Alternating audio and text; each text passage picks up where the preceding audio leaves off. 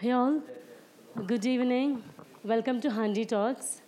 Handi Talks is a platform to bring together entrepreneurs, investors, influencers, chefs, executives, and many more so we can have a close knit and a vibrant community in the food ecosystem. We have successfully completed 6 editions and all set for the seventh edition today. Through our talks, we aim to inform, inspire, and accelerate the good food movement by learning and sharing the best practices of the industry so we can explore the industry further and revamp the F&B sector. So I hope all of you please be buckled up because today is going to be a very exciting and inspiring talk. I hand over the mic to Gopi to continue the evening. Hey, thank you. Welcome you all. This is Gopi, and thank you all for making time and being part of Handi Talks. So today I'll be doing the first moderation, and the person whom I'm going to invite onto the dais is really interesting and inspiring. Even for as a person, for me also personally, he's a very inspiring personality.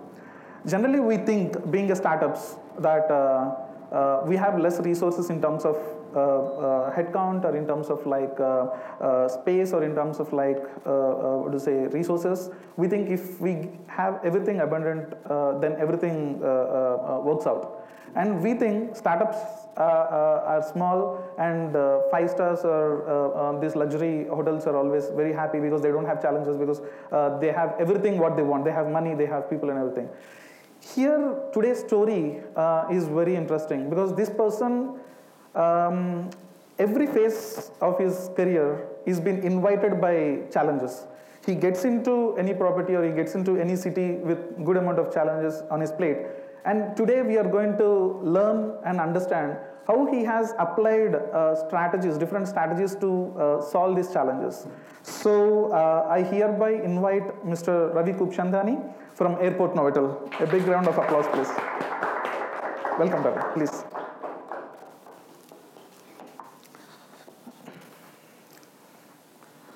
Ravi, I have a decent amount of questions to trouble you. Yeah. Ravi works as a GM for Airport Novotel, and earlier to this, he's been into New Zealand and Pune, Gurgaon, and now in Hyderabad since last 2016. He's in Hyderabad Airport Novotel. Yeah. So today it would be a journey of Ravi and how, as I said, multiple ventures he's been to, and what kind of different challenges he has faced, and what strategies he would be letting us know how he has solved this. So Ravi, before getting into anything, we would like to, before getting into hospitality industry and hospitality world, we would like to know how younger Ravi, I know you are younger, I should say youngest. Okay. Yeah, actually now showing, so I can totally see Yeah. where you're coming from, yeah. Yeah, so how your younger days were, and kindly let us know. So I'll just go back. Younger days, of course, were the times when I was with my parents, and I think beyond that, maturity kicked in. I'm basically from a city called Bhopal. Of course, a sleepy, laid-back township, of course, has a lot of character, a lot of pep, a lot of vibe. But yeah, from a financial perspective, it's still a dormant city, and I would like it to be that way, because every time I go back there, it has a lot of character. My parents, of course, they were both working. Had a younger sibling. My brother, he's more of the conventional, adorable child who did his engineering and then his master's in business administration. So, as every parent would want one child to do, and I was the unorthodox one. I was also fortunate enough, or otherwise, to get through engineering, as it happens with a lot of students who are prompted to be that way, to set into that conventional Indian mold of being a doctor or an engineer, and at best a lawyer. So, when I went back home, of course, and I told my mother that, I've gotten through engineering, I've gotten through hotel management, of course, at the same time, and this is what I'm going to do. I'm going to be a hotel management graduate. The first thing she turned around and said, "There's a shadi kaun karega?" So that and as funny as it may sound at the face of it now, I mean, she of course had almost tears rolling down her cheek when I took this decision back in the days, because that wasn't the most ideal and the conventional thing to do. So that's a bit of my family background. But then after that, my father, of course, incidentally was laughing in the backdrop when all this was happening, and fully backed to the decision of letting me do what I wanted to do. And then, I did my graduation, of course. I studied hotel management in India with the National Council. And then after that, I moved overseas soon after my studies in India to further bridge my qualification, and then worked there for give or take a decade. So that's Okay. the younger me, so to speak. So how this sweet Bhopal boy went all the way to New Zealand to actually pursue your masters, if I'm not wrong? Sweet or otherwise, I wouldn't comment on that. But yeah, I did move overseas because at that point in time, I think India, of course, was still in a somewhat nascent stage as far as the industry is concerned. I think we were, with all due respect, we only had the domestic operators that were very active on the hospitality terrain, and the likes of Accor, the organization that I represent. We were not even operational back then. I mean, when I qualified, and I wanted to have a true international flavor, before I started my professional journey, and how New Zealand happened. I mean, of course, I thought at that point of time it was the most prudent thing to be in a country or in a space which one will have a lot of regard for the industry that I've chosen, hospitality, and second of all would have opportunities for me to be able to grab onto, because I think at that point of time India was still evolving in the hospitality space.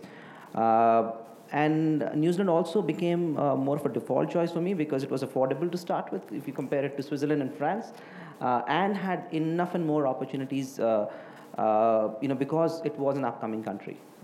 So for me, I also felt that I would be able to easily blend into the culture and establish myself in that part of the world. So that's how New Zealand happened. Okay. So in New Zealand, you went to pursue your studies. So you were only into academics, or as what else you have done? Because I understand you came from a very humble background and you went to New Zealand. So what kind of start you had when you stepped into New Zealand? So a lot of students overseas, and I'm sure a few of us would have done that ourselves in the younger days. You are allowed to work part-time, and I was fortunate enough to find a job whilst I was studying full-time. I was also whilst I was studying full-time, I was also working full-time. So nights, I deliberately picked up a night auditor's job, which meant that I could work from about 11 in the night till 7:30 in the morning, and then after that I'd rush straight through to my college, which started at 8:30. I did get late every once in a while for my classes in the morning, but I think that just added to the excitement. It was of course, it wasn't the easiest thing to do back then, working give or take 40 hours in a week, studying give or take 40 hours in a week, and then adding about another 25 for your assignments, barely leaves you with, 12, 7 times 2, 14 hours for your sleep in a week, broadly speaking. And doing that for, give or take a year and a half, 2 years, I think I had the sexiest dark circles ever anyone would have had back then. Wouldn't want to flaunt them again, though. But yeah, it was exciting, and I think it did a lot of good to me. Good. So now you are a GM of Accor Group of Hotels, but we heard that you were you were aspired to be a chef, and you started as a chef. Very interesting this is. So I don't know who's letting out all my secrets here. So how this chef to this transformation of getting into complete ops happened? So of course, I think I was equally inspired by by a couple of audio and video shows in my younger days, to basically join the industry, as much as I was inspired by the likes of Sanjeev Kapoor and so on and so forth, who, it was, I mean, most of the glamour pertaining to the industry, came to our household through the TV shows. So that is how it all kind of started back in the days. And also during my college years, that was one thing that used to really excite me, because I think you probably, if there's one thing that you could be most animated with in the industry is being behind the range. It really gives you a lot of opportunities to innovate, to animate, to constantly do something that is new, that is exciting. So that's how it all started, and that's why I wanted to be a chef in the formative years of my career. And I did do a couple of very brief stints as a chef in New Zealand. But then I realized that whilst I was engaging behind the range and making it, and that was a Turkish restaurant, incidentally.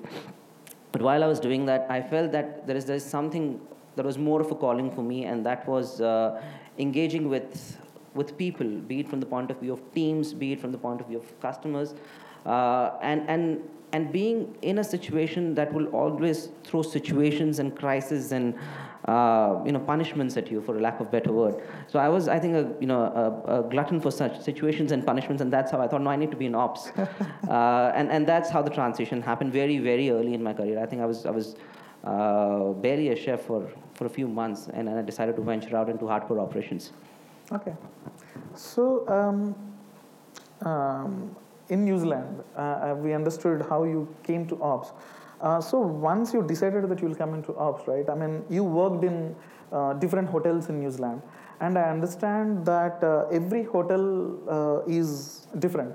We think sometimes that we work in a domain and everything is uniform. But even if I say that it is into hospitality industry, you are into ops. Every hotel was different because one was a business hotel, other one was a leisure and luxury one. So the challenges were also different. So kindly throw some light on how you got adapted or changed yourself into this diversity, because it was a diverse books thing. So, if I have to go back to my days in New Zealand, I kept shuffling between three different cities, being Wellington, Auckland, and Rotorua, and worked with various properties, being large resort-like setups to very small boutique luxury setups to hardcore corporate operation right in the heart of the city. And every business entity would definitely have its own challenges, its own opportunities, and its own, as I said, its own opportunities and its own challenges. So it was, for me, it was primarily to absorb as to what the opportunity or the or the stint has to offer, and then look at it in a very pragmatic fashion, and then adapt myself to it. So, for example, there was a point in time when I was working with an organization that was in Rotorua, and it was primarily a MICE. It's an industry jargon. It means conferences and events, and it was also very. It was a key focal point for a lot of individual leisure travelers. For me, the challenge was that it was very difficult to engage and motivate the housekeeping staff, because there were a lot of constraints and nobody wanted to work overtime, and there would be crests and troughs of business. So we looked at it in a very, very, very pragmatic fashion, and we decided to work on some simple elementary incentives, that would engage the team to ensure consistent quality. And this was incidentally also the time when I was working with, I had 19 nationalities reporting into me, people from 19 different nationalities reporting into me. Okay. So that, of course, made it all the more exciting from the point of view of and as funny as it may sound at the face of it, to us, every individual coming from a different cultural background will respond to the same statement differently. And that, for me, was another learning, to be able to understand as to how, what would trigger what kind of an emotion, what kind of a sentiment with every individual, with whatever I say or do. And then, of course, it called for a fair bit of, adaptation to the situation and to the people thereof. As I said, then one of my stints was with a very small boutique setup where I was the second in command of the hotel in Auckland. It posed a different set of challenges altogether, and there the call of the hour was to ensure that people get trained on multitasking, and that is a different different set of qualification altogether, or different set of skill altogether. And for the first few months, that is where I was investing a lot of my time and energy in ensuring that the team can actually relate to the broader vision and adapt to it. So yeah, everywhere it's been very different, and it's just about knowing what would trigger where, which calls for a lot of in-depth understanding and a lot of for a lack of better word, SWOT analysis. Okay. Because you got the point of SWOT analysis, right?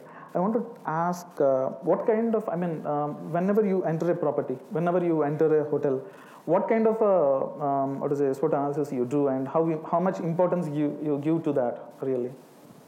I think this word is a very cliched word and has been done to that by most, the SWOT analysis. But I think for me, it still remains to be a very crucial and a very critical word for the success of any organization. If you're not able to understand a business model in its entirety from the point of view of what strengths it has, and it could be pertaining to people, it could be pertaining to location, it could be pertaining to any other resource that the property has, and the same goes for its weaknesses as well, and how one embarks upon this journey of masking those weaknesses or combating those weaknesses, and also looking at and the opportunities and threats are also a fast moving feast. It's not that they're going to remain the way they are.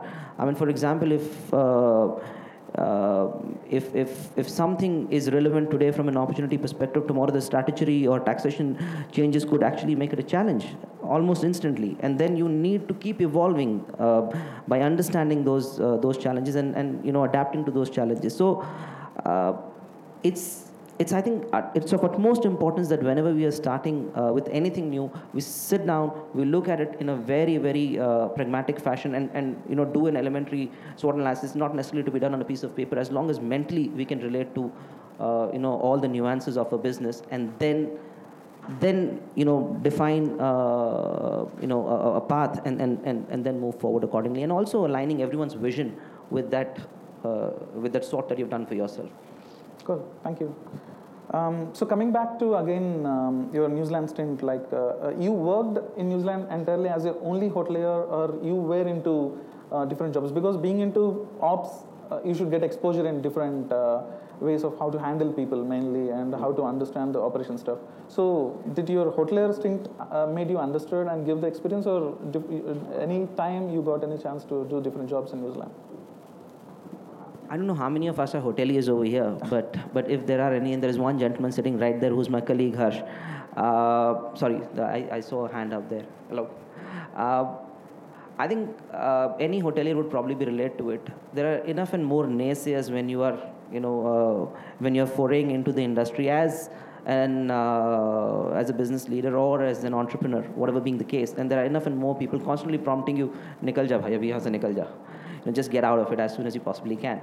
And the reason behind that is that it's a very demanding industry. It definitely the formative years more so are a fair bit of struggle for. I mean, it was the case back then when I started, and it remains to be the case today. And I'm sure that will hold good for generations to come.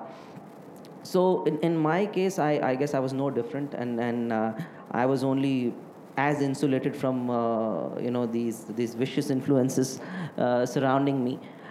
Very early, very early in my career, I think I was just about 26. I decided to take a very early sabbatical. Multiple reasons behind it. One, I had been back home in 4.5 years. I'd only seen my family once, so I said, now things have settled down a fair bit for me, and I had by then got my citizenship in New Zealand, so I said, okay, now this is a good time for me to do something for my own self. So took an early sabbatical, came back to India. My brother was incidentally finishing his master's in business administration around that time, so we traveled extensively. That was something that I always wanted to do as a kid, just travel with my brother, with our parents not watching over us. So we did the teenage things a bit later together. And then after that, when I went back to New Zealand, I was so this chutti lasted for about 4 months, and then after that, when I headed back to New Zealand, 4 months of trying anything and everything else, because as I said, the vicious influences were there. If you'd work so hard anywhere else, you'll make twice as much money. If you would do as much, you would grow at a much faster pace, or life is much better. 9 to 5 jobs are definitely the better thing to do. So all those influences were definitely there, and I said, why not give it a shot? And in about 4 months' time, I did 14 different jobs. Yeah, and that's a country where you can possibly afford to do that, and they were all mix of part-time, some full-time, some casual jobs, and everything from working in New Zealand bank services, postal services, retail, A insurance, occupational health and safety in New Zealand, everything. Some exciting, some boring beyond words. But the point was to test the waters as to whether the grass on the other side of the field was really greener than my side of field, and that's what everyone literally prompted me. I think after doing that for about 4 months, I realized that there were jobs available that would pay me a lot more, if not a lot more, then definitely a bit more than what I would get paid in the industry. But there was no excitement. I realized that it's not something that I can keep doing for the rest of my life, even if it meant 9 to 5, even if it meant an easier life, even if it meant weekends for your own self. It wasn't something that would have kept me going. So I decided that the industry was calling me back, and that was the time when I moved back into the industry. So yes, if you would count that as having done something else, so I have done something else. But yeah, industry is otherwise all that I've ever been excited for. Okay, so despite of doing this 14 jobs in 4 months, so finally you again came back to industry. So should I assume that it is pure your madness or passion towards what is the industry which actually brought you back, or is there anything which you really felt that I belong to this industry, or this gives me real more satisfaction in terms of like work? Yeah, I think a bit of both. The passion for the industry and also subconsciously knowing that this is my calling and this is where I would be able to evolve better in the years ahead. So a bit of both. Both. Okay. So everything was going good in New Zealand, but this is another interesting thing. Like, you are Indian, and of course you have a different passport, but you are Indian, and you never worked in India. So you got an opportunity to be working in Pune Accor Group, and definitely it could have been definitely it could have been challenging, because working in India, professionally and starting your career, and that too you joined Pune property as a head of the operations again there. So it definitely could have been not so easy task to take up and stuff. So explain us not in detail, but in a brief about how challenging it was and how you again adopted yourself to this kind of situation. I think, first of all, it was, again a cliched word, it was a bit of a reverse culture shock when I came back to India and, adapting to the Indian ways. And knowing the fact that I never worked in India, for one, I sound like an Indian, and nothing could probably look more Indian than this. So that was a bit of a challenge.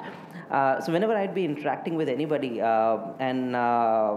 and I would not know anything about, say, for example, PF, ESIC, or the taxation structure, the prevailing taxation structure, or any other nuances, that a hotelier, and especially heading a unit, because my first stint in India was as the hotel manager, as a unit head for Ibis in Pune. So one would assume that a person who would have come through the ranks and who would have who's now heading a vertical would know these bare basics.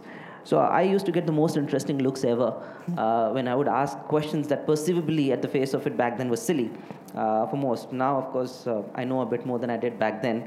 That was one thing that was of course a challenge to convince people that I really don't know it, but I'll pick it up in good time. And the reverse culture shock that I spoke of was coming from a country where a yes meant a yes and a no meant a no, and saying that it will happen by 5 o'clock tomorrow would mean 4:30, at max 4:45, nothing beyond 5. Here 5 o'clock tomorrow could mean tomorrow, the day after, or maybe 2020 maybe. So that was a bit of a challenge, of course, and finding a method in the madness. Of course, it was sheer madness for me when I first started, switching gears from that mode to this mode. It was definitely interesting, to say the least. But the challenge at that point of time was to find, as I said, that certain method in the madness that prevailed. Okay. So as I asked, there was a cultural difference, right? There was a work culture difference, there was a cultural difference and stuff. And I know these were the challenges and stuff. So team is something which might have really played an important role because you were heading a new team altogether. So how was your interaction with the team, and what were the challenges you faced, and how you transformed the team? Because it is not so easy to accept anyone new coming all together from New Zealand who doesn't understand India or our culture better. So again, leading them in a positive way is not so easy. So how did it happen?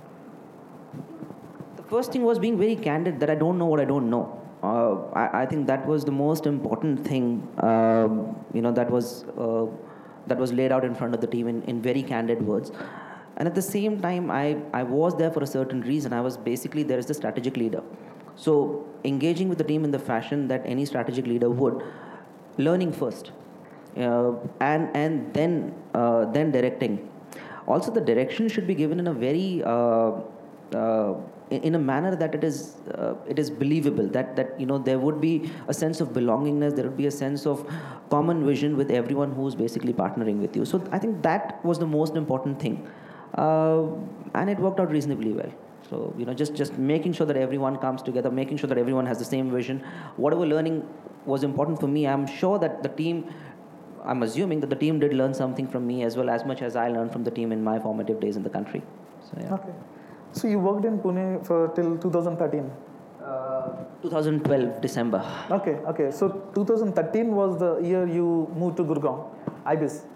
So again, a new challenge, I believe, in 2013, the industry was declining, I believe, as you know, that you faced, a challenge where you have to enter again a new city altogether in a declining market, and again make sure it works out there. So how did you handle, and how did you make sure that your property did well in that market too? I think I've been a glutton for punishment. I enjoy it. But Gurgaon, of course, was very different. And as you rightly said, that 13, around that time, I think 2008-9 onwards, we had a rough patch for the industry. The rates started plummeting. The occupancy levels across the board started plummeting. So Gurgaon was no different. I think we witnessed massive decline. In about 2 years' time, 13 and 14 put together, the market went down by about 24% points, and we incidentally went up by more than 20 around the same time. So it was about primarily understanding that, as I said, again, the SWOT analysis has to kick in, and you need to just literally lay out everything that the property has to offer, or any opportunity has to offer, from the point of view of where its strengths are, where its weaknesses are, where its opportunities are, where its threats are. For me, if I go back to that time when I looked at the property in that fashion, the strengths were in the fact that it was right in the heart of the city, and there were a lot of corporate houses around us. The other weakness perhaps could have been that we could have educated the market better about ourselves than we did. So that was the first thing that we did, that we went and we started engaging with the clients in a more aggressive fashion. We did a lot of small and big things. I can't say that there was one thing that we did that made us successful. I think it was a mix of a lot of big and small things put together, and the first thing was to align the entire team with the vision of success and how we're going to achieve it. It has to be done in a very tangible format. So we basically lay out, okay, these are the clients that we need to approach. These are the clients that we will stop working with because they are not generating the kind of profit that we want to be generated for us. It was a 200 plus key operation. So the first thing was to create a base, because we were not working with very heavy occupancy levels. So in case if we have a certain base of, say, for example, 50, 60 rooms, then we can build up with revenue management levers beyond that. So we created a base which would perhaps not be at the absolute rate that we would want from every other client, but that would give us a basic elementary revenue, and then after that we build with very aggressive revenue management strategies beyond that. And the most important thing, and which holds good, I think, everywhere in every business, was retaining what you've got. Client retention is the most important thing, and for that you need a very robust system and a very driven team. So I think the moment we did that, I think we were quite literally in about 4 or 5 months' time, we were hitting some serious home runs, and then there was no looking back. Great. And even in these difficult times, I believe you were two sales. People got awarded as a salesperson of the year by Hotelier India, and you got awarded as a GM of the year So it could have been definitely a great motivation for the team and you as well. So I think the industry, the organization, our own organization, and the industry generally has been kind. So we've been very fortunate that ways. generous answer. So and you were in Gurgaon till 2016. Yes, May 2016 is when I basically moved from Gurgaon to Novotel here. Okay. So in 2016 again you moved from Gurgaon to Hyderabad, again a different city with a different situations, and again that was not a great year for the hospitality industry also. 2016 still in Hyderabad particularly there were few challenges we are still recovering. So this property, you came from Ibis, and Airport Novotel is altogether a different property, right? It is an airport hotel. It has a banquet. The employees were around 300 plus. Ibis at the time, I believe it could have been around 100. Yeah. So again, a different situation to handle. So let us know how your mind was reflecting at that point of time, because again, every time you have to prove, and this is again a new challenge in front of you, and this was not a pre-opening. Definitely, this is again by the time, how many years? What was the age of? By that time, we were in the 7th year of operation around that. Yeah. So share us your reflection of your mind at the time entering that kind of a property. It was, of course, as you rightly said, very different to what I had done in the past by the virtue of its location, by the virtue of its size, by what it had to offer in terms of infrastructure, in terms of people, in terms of clients. So it was a totally different mix, and much like any other scenario, it was about looking at what is really working, what is not working, and what can work better. And also, great things had happened before my time as well in the property, and it's just that it's, as I said, it's a moving feast. You have to keep evolving with times. You also have to keep looking at opportunities and threats in a very, very, very pragmatic fashion. And that's what we did at Novotel Hyderabad Airport. We realized, much on the lines of Gurgaon, that we were working with certain clients that we wouldn't want to continue the association with, and because they were not profitable enough for us. Also, what we did was a fair few groups. We used to cater to certain groups, and we realized that they were not moving forward. They would not be sustainable for us with regards to where we want to take the business in the years ahead. This is not something that can give us that sustainable growth. So we washed those associations. And for somebody, I think the most interesting thing for me was there were a lot of apprehensions. Much on the lines of what you said, that moving from a vertical which was very different to what I had been moved to, there were any which was apprehensions that, how would those skills translate to success in a completely different environment. And with those apprehensions around here, I was basically washing out business. I was basically getting things out of the hotel. Because I always believe that if something is not relevant to your business, first of all, as much as it is important to get the right thing in, it is equally important to get the wrong thing out. And it just so happened that I was getting the wrong thing out first. Creating space for the right things to come in. So, the stakeholders, of course, there was a fair bit of apprehension that pata nahi isse hoga ke nahi hoga. And first 3 months, I think we probably hit a rock bottom performance for a very long time. But 4th month onwards, I think we had the record performance in the 4th month that the property had ever since its inception.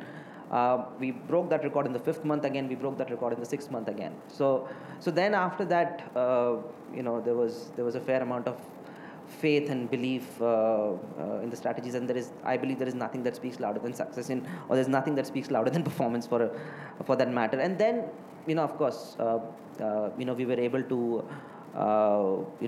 establish the property year on year in a much stronger fashion. The few challenges that we believe that we had beyond washing out the wrong business and getting in the right one in was to build the kind of perception that we needed for the property. Back in the days, 2016, back in the days, when we would speak about the hotel, the first thing that one would say was, "Arey, bahut dur hai," it's in the middle of the jungle. But I don't think anybody speaks like that about the property anymore. And I strongly believe nobody does, because it's a beautiful drive. The road layout is stunning.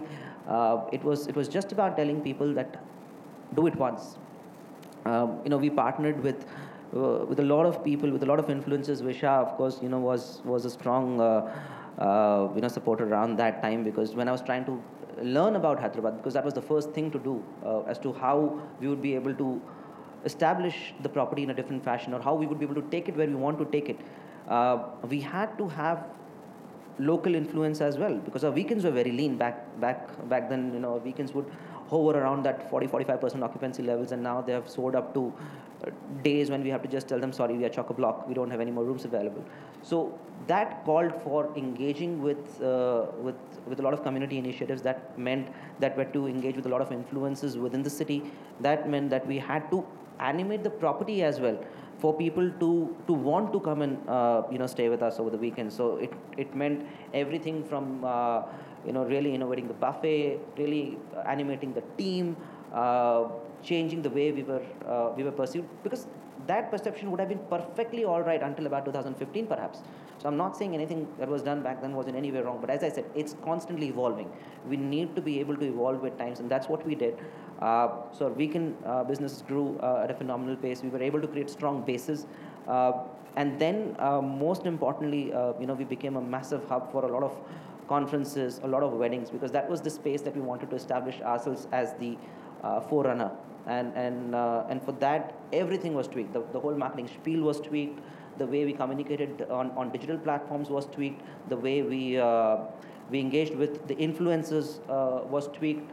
The way we were serving our guests, that's more important. I mean, sometimes we fail to see the most important thing, and that is the engagement that we are going to have with the guest when the guest is in the hotel, because that's your biggest word of mouth, that's your biggest influencer, and nothing could come close to any kind of alternative influence cannot come close to what your guest who has experienced the service is going to go and say about you once the guest checks out. Our presence on all digital platforms, including our own web portals, the organizational web portals, including something like TripAdvisor, including all the online travel portals, and animation beyond that, and moving on with the times and the generations, things on Instagram and so on and so forth. So we decided to be present in the fashion that we are required to be present on all those platforms as well. Great, nice to know.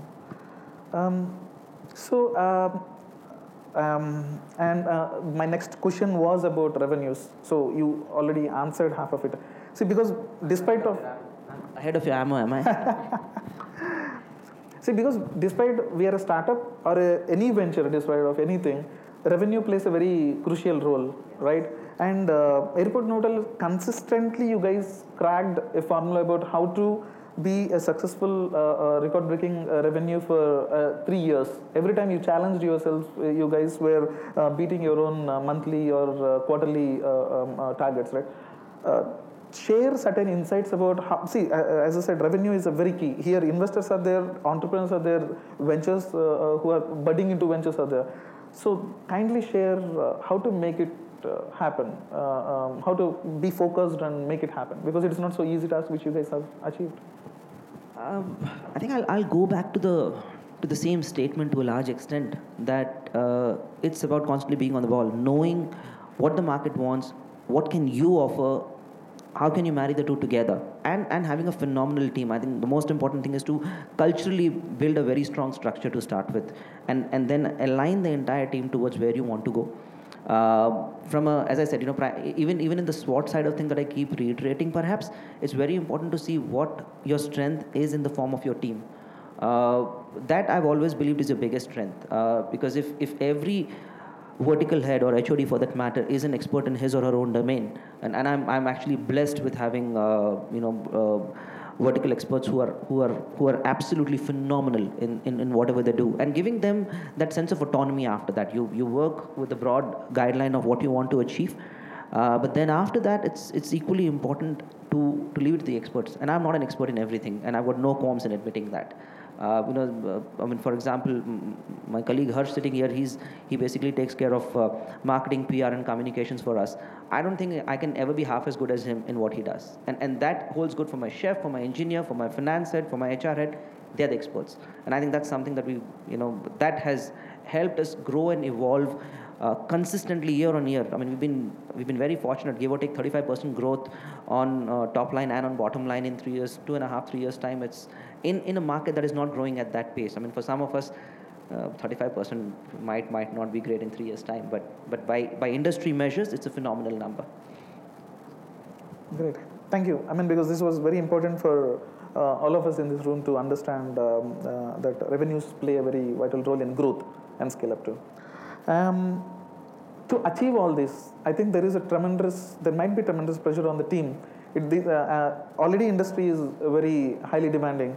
You might be even double demanding to extract this kind of results from your team. So how you guys were managing? I mean, interesting part would be how your team is managing this kind of pressure and still able to. Consistency is the key here. Miracles happen or magics happen once in a while, but consistently delivering, definitely there is something where your team is taking this stress and in a positive way. So how are you guys handling the stress in a positive way? I think it's for individual or for a team, eventually translating into an organization, it's only stressful if you don't enjoy it. So it's about finding as to what will make it tick for the last man standing in your team. Going back to the age-old adage, what's in it for me? Find out what the team wants. Eventually, every individual will have different aspirations, different expectations, different wants from being your partner in your journey. And it could be, I mean, somebody could be very aspirational, is willing to put in 28 hours in a day, wanting to grow very fast. Create that opportunity for that person. Somebody else would want flexibility at work. Give that flexibility within reasonable realms, of course. Somebody else would want cross exposure. Find an opportunity to give them cross exposure. So it was about finding out as to what every individual would want, and as I said, in a reasonable format, letting them have it. That doesn't make the workplace stressful. Another very important thing to ensure that a workplace is really, vibrant and buoyant and peppy at all times is to have a very strong culture and a very positive culture. As important as it is to have the right people in, I think it's equally important to ensure that any negative influences are taken care of in an alternative fashion. I'm not suggesting fire them. I'm not suggesting retain them. You guys can take a call. But it's equally important, and that's what we do. That culturally we build a very robust platform. I don't think for all of us. I'm sure that there are things that we wanted to do. It could be work. It could be something else. Whatever we like to do. If we have to do it for 48 hours at a stretch, would we be tired? At least for me, the answer would be no. As long as we really enjoy doing that. For some of us, it could be work. For some of us, it could be something completely different, a hobby for that matter. As long as we can find that connect, and as long as we can try and rope in that connect with every individual. And it's a long drawn task. It doesn't happen overnight. We can't say that we will be able to connect every individual on day one.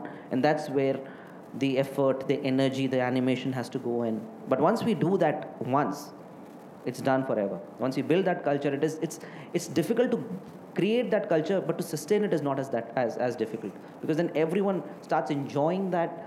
I mean, would we not want to be in a happy home? I mean, we all want to be at a happy home, and once it is a happy place to be, we don't have a problem continuing it in that fashion. The same thing applies on a larger magnitude with an organization.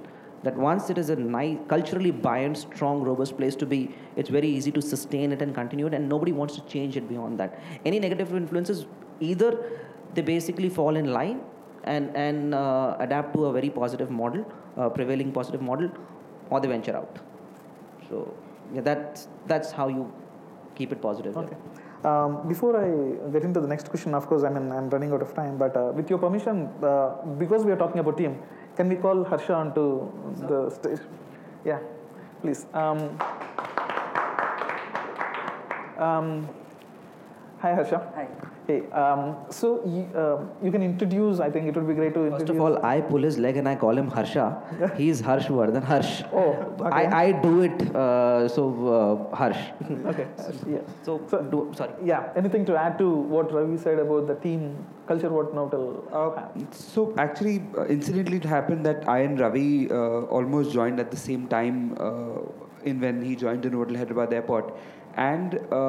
I've definitely been a part of the journey which started about 2016 May till now, And honestly, with my previous stints in previous organizations that I worked for, and now the last close to 3 years now, what I see is that the difference is that you have a lot of freedom to do what you're doing, and like how what Ravi mentioned, autonomy and freedom is not only given to a certain section of team members, like the head of the departments have the autonomy or something like that. It's right up to the last man standing, and that is what pushes everybody. You're given that opportunity. This is your broad field. Go play, and I guess that's when everybody wants to excel, and that's how we see the results out. About 35% growth in the last 3 years is all a result of that. The more you bind people into a smaller space, you don't want to do things, but more of the freedom that is you want to innovate. It becomes your own agenda to sort of succeed and excel, other than just being a company's agenda or company's motto of being excellent. Yeah. Great. We made some graphics. We do this. So. I never got it. He got it at the moment he walked in.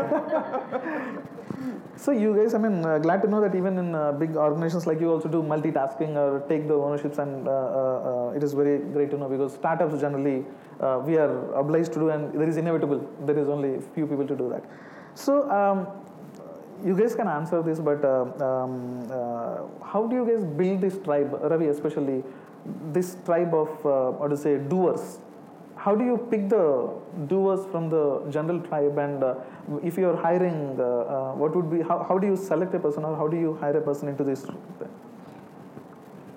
See, what mostly happens, I think when we look for an individual, the first thing we look at is the skill set. We don't do it that way. I think the first thing we look at is the cultural fit of an individual. Would that person fit in with our cultural aspirations and ambitions? That's very, very important for us. Would that person be able to complement the strengths and the weaknesses, for that matter, of the rest of the team, and be able to work with that? And then we look at the aptitude side of things, the attitude side of things, and of course we look at the skill set as well. It goes without saying. Just everything else, but without the skill, you cannot get the most humble and polite person on the face of the planet to be an astronaut. It doesn't work that way. But yes, we give almost equal weightage to all these attributes when we are looking at recruiting somebody. And then once a person comes on board, it's there is something that we call as the onboarding experience. One is recruitment, and then comes the onboarding experience, which lasts for the first few months, not just the first day, where we integrate the individual with the ambition of the organization, with the vision and mission of the organization, and completely align them with the rest of the team. It's very important that whatever you're wanting to do, there are enough and more people to sort of back you up, to support you, to handhold you, and to ensure that you don't make mistakes in your first transition months. But once you have that confidence, once you have that sense of cushion and support in the back of your mind, then you can really fly fast. So so our recruitment, of course, I mentioned that's what we look at from the point of recruitment. But beyond that, it goes well beyond that, and the cultural fit is an absolute must for us. Good. Anything to add? I think I just have a question for Ravi. Wow. Reverse appraisal. Roles are changing here. Ravi, while we are talking about autonomy and freedom and all of that, just want to understand that how apprehensive or what is your thought process when you're giving that sort of an autonomy to the team down? You're talking about when I'm giving you the autonomy, or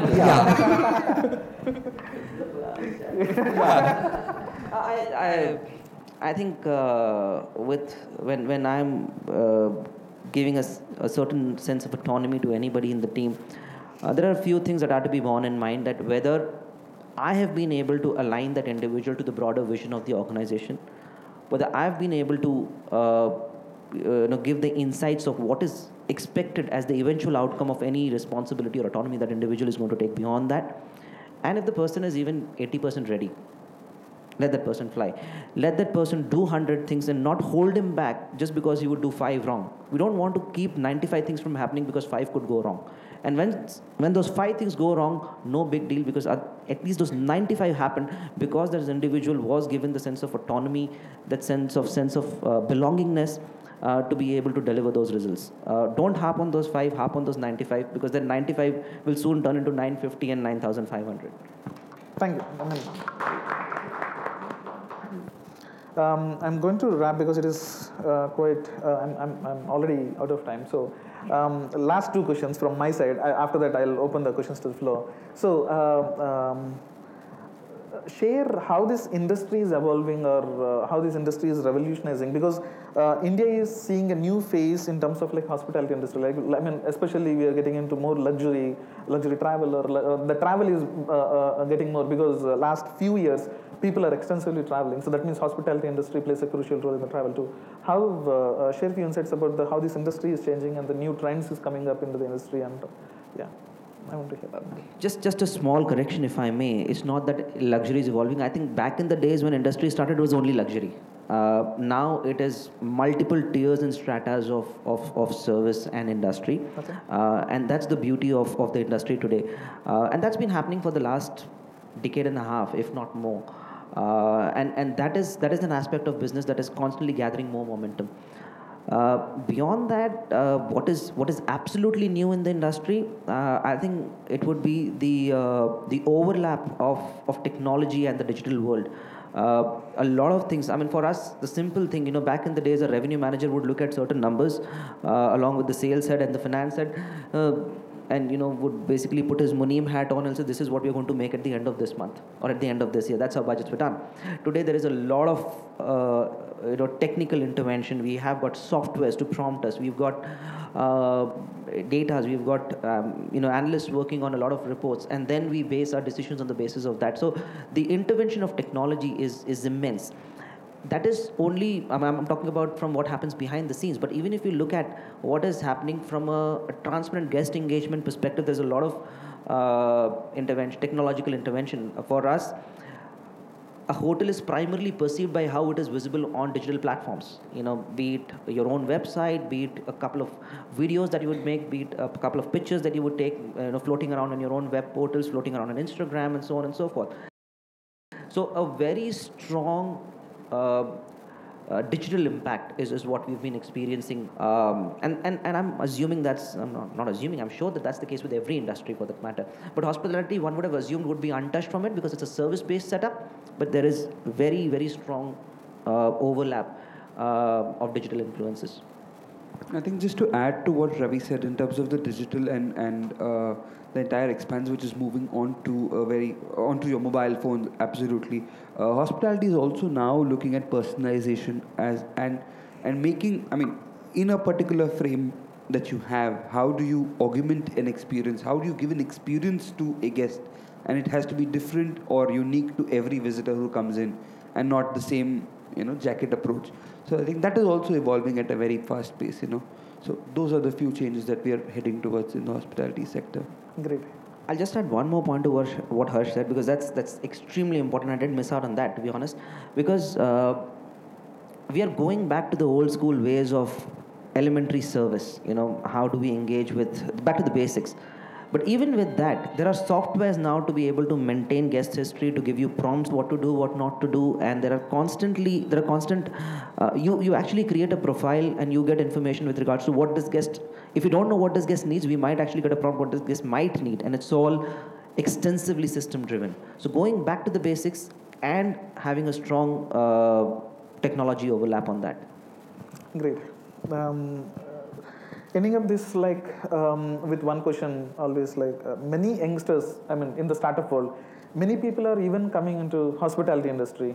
So what would you like to share with them about getting into hospitality industry? What do you like to share with them? Definitely go for it would be my first word. I need people. I'm sure everyone in the industry does. But that's more of a selfish answer. Beyond that, what I would like to say about the industry is that it's definitely an industry which is growing at a very fast pace, and there is I'm probably not saying something that not everyone here is aware of. The opportunities would be phenomenal. these many hotels, these many restaurants, these many ancillary hospitality related services, they would call for a lot of people. So it's definitely an industry or a career to choose, or for an entrepreneur, an area to invest. For anybody getting into the industry in any format, what one needs to understand the elementary years, be it as an employee, be it as an entrepreneur, be it as anyone associating with the industry in any format, the first few years are going to be very, very tough. And that there is no shortcut to that. What we experience in the industry ourselves, that there is the maximum amount of exodus happens by the time an individual hits the age of 25. Anybody coming into the industry by the age of 25, most of them are out. It means two things. One, that should not happen to start with. But second, which is more important, that anybody who is able to go through that initial toil, turmoil, and pain will have a lot more opportunities available to oneself. And that is where the pyramid actually shrinks at a very fast pace in the industry as you move up. So if you're able to sustain through that through those initial pressures, the opportunities and the rewards thereof are going to be absolutely phenomenal in the years ahead. So please do pitch in and stick around is what I'll say. Great. I'll be stopping at this moment. I'll be pausing, I should say, but I'll open the floor for the questions. Gopi, the 3 questions from this row. Okay. Friends from this row are on your WhatsApp. We thought of leveraging technology and not forgetting them when we ask. So you can actually read them out on our behalf, please. Okay. Their first question is, what do you do for leisure, hobbies, if you will? So I'll answer one by one, if I may, please. It's just about finding your own vent, and for me, sometimes it's just about having a very light-hearted, long banter with my colleagues. Because hoteliers, it happens most of with hoteliers that your colleagues end up becoming your friends. Your circle becomes quite confined. Being at work for insane hours, which you enjoy, but yeah, that becomes your bigger circle. So, yeah. And I think there was one more question that you asked about. I think they said one of the most beautiful girl is asking, what is your secret of being so young? You put me in a fix when you say that, and you put me in more of a fix when you say that in front of the camera. My strands of grey have started showing, let me assure you of that. I flaunt them with absolute pride. I don't know what more to say, because I think my wife is going to watch that eventually, wouldn't she? I did a small prank and you're so blushing. They asked, what is the secret of being so humble? So, I just got excited unnecessarily for a few seconds there. I started as my first stint was basically working, behind the range in the kitchen. I was working as a night porter. So I've seen what, coming through the ranks, it actually teaches you as to what one goes through the years of, of all those, all that heartache. And then, dealing with situations, dealing with people, dealing with crisis, it humbles you, I guess. So I don't know if I am that or not, but I think the whole experience would probably do that to you. Humble answer. Thank you, sir. So most important question, whom should we ask for discounts? This guy here. This guy. Yeah? This guy. He's the best man to go for discounts. Yeah. Any more questions? Any more question? Yeah, please. Mike. Yeah. Hi, couple of quick questions very relevant to your industry right now. First one is that a lot of startups are disrupting a lot of industries in a very different way. If there are startups that approach Novotel, how do you take that? Are you welcoming of them, or do you say, hey, you know what, we have certain things set in place, and so let us do our business as we know it? That's one of the questions that I have. The other one was around co-working space. I'll just, around co-working space. I've been in that industry for the last few years. Can I answer one at a time, okay, please? Sure, please. I'm sorry, I've got goldfish memory,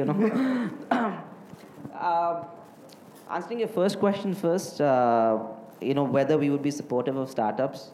As long as a startup is not going to come and tell me that he's going to open a restaurant in my hotel, I'd be, very willing and, supportive and receptive of that. Of course, what we look at is for a startup, would they be able to deliver from the point of view of service levels and consistency as to what is required from a 5-star hotel and deliver it consistently. Because, maybe you can deliver it 1 month, then the second month if you need the same product, just because the scale is not such, we can't really risk our operation for that. That challenge would definitely be there. But we are not averse to, working with or partnering with anybody who's starting up in any fashion. I mean, just to give you an example. Some disruption internally some disruption internally that would in the short run cause some inconvenience, but you realize that in the long run it will give you I would really like to know about that, some inconvenience. I'm sorry, but I don't know what exactly is this reference. Is there a reference point to it? I don't know. But so I'll give you an example. Our transport vendor, for example, is a guy who has never worked with anyone before.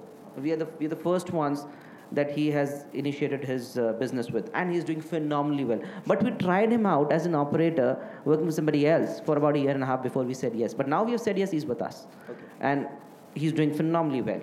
So for us to be able to we can't risk, we can't go back to the guest and say, look, किसी को try कराए, एक महीने गलती आ सकती है. So that doesn't work with us. But as long as we have the confidence that yes, it will translate into a strong, sustainable relationship with no major hiccups, we are willing to explore that. We're more than willing to explore that. Got that.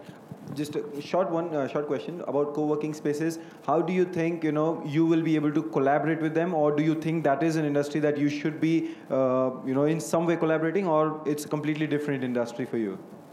See, we will be very honest. We have not collaborated with a co-working space setup as yet. But I would say never. For various reasons. I mean, tomorrow I could be in a hotel wherein I don't have enough working space, and I could bring in partners that would probably work in that co-working space and come and stay with me in the night. So I would never say never for that. But it really depends on what is the association. If that association is in any way going to cannibalize one's own business, there will be no partnership. So it has to be looked at in a very pragmatic fashion. Hi, this is Hemant. We own a cafe in Hyderabad for pets. It's called Cafe De Loco. So we allow pets. We have a Harsh kitchen is a for big pets. fan of yours, by the way. Yeah, how is it? Harsh, he's been talking about your place. How is it? Yeah. Thank you. So my question is, like other hotels abroad, would you allow pets in a hotel? If no, why not? Tough one. I think that's a yorker. See, my answer to that would be it would depend on on what the entire set of audience or clients would want. If I'll bring a pet, now my wife is a pet lover, and she's always been with pets, and that's a very honest statement. And Harsh has heard enough and more. All my colleagues and friends have heard enough and more funny and horror stories about it. I'm not a pet person. Not that will bias the decision in any way at all, but there is a more genuine and pragmatic answer to that. Some of our hotels globally are pet-friendly hotels. Incidentally, we don't have a single pet-friendly hotel in the country as of now. And the reason behind that is, how would the larger audience feel about it? Because as a country, we probably haven't evolved as yet to the point that we can have, you've opened a pet-friendly cafe because you are only inviting people that are pet-friendly. So you've done something that is very niche. How many non-pet friendly people would come to your cafe? We have converted a lot of Okay. Please don't meet my wife. So, but yeah, I think that's a great thing that you've done, and all credit to you for that. But my point is that somebody who, if you look at it from a broader perspective, and if I say, for example, open my restaurant or my public areas for pets, there would be a certain chunk of people that would be very uncomfortable around it. So we have to take that would be more of a business call, to be honest. And if we evolve into a place or in a location where there are more pet friendly people, then that could easily be done. So nobody wants raised eyebrows in a hotel or any place for that matter. So it would totally depend on what the larger audience wants. When at the end of the day, we are a business. So I just had a set of questions which I'll ask you later. But one thing is, being in India, there are many politically influencing people, the police, politicians, and all. You're going to ask the tough one, are you? I'm going to ask that. So sometimes they come in and they use their power in a wrong way. So how do you deal with such situations in hotels? Is there is no answer and answer? Sorry. I think the answer to that would be. All of a sudden, it went off with a tough question. No, what we know, I think generally people are really evolving. I think anybody who is in a capacity of authority also is, it's not the way it used to be back then. When I say back then, I think constantly it's getting better. Some tantrums anybody in any capacity of authority might throw. And I think we are trained to be able to handle that. We are trained to be able to combat that in a beautiful fashion. We don't let it get to us. We also ensure that it doesn't inconvenience anybody else around. And I think that's about our job. I mean, the most sober guy on the face of the planet can have a few swigs and then after that start misbehaving. How do we handle that? We handle that because we've been trained to, we've been able to, we've been trained to handle that in a fashion that it doesn't, the situation is masked and it doesn't influence anybody else around. And that's what we do with anything that is, in any way against the norm of what one would expect in a service environment. So last small one. The thing is, we'll be positive and try to go ahead with a positive mindset. But is it important to also know when to exit a business, like a hotel business or anything? Is it important to know when to exit? I wanted to know before causing more harm and all. I think it's important, and I'll share an example where we've taken decisions. As I said, when we take 100 decisions, there are 5 that go horribly wrong. As soon as possible, knowing that it's one of those 5, we immediately exit out of it. So we've done things. Not everything that we've done as business heads have always been absolutely correct. So we try it out and we define a time frame for that as to how long we're basically going to monitor it for, because otherwise you're going to put your energy in a direction that is not worthwhile. That's really not worth it. Instead of that, put your energy in a direction that is going to garner results in a more sustainable time frame. Okay. Thank you very much, Ravi. Ravi is going to be here for some more time, so any more questions you guys can catch up him at the networking time. Thank you very much, Ravi.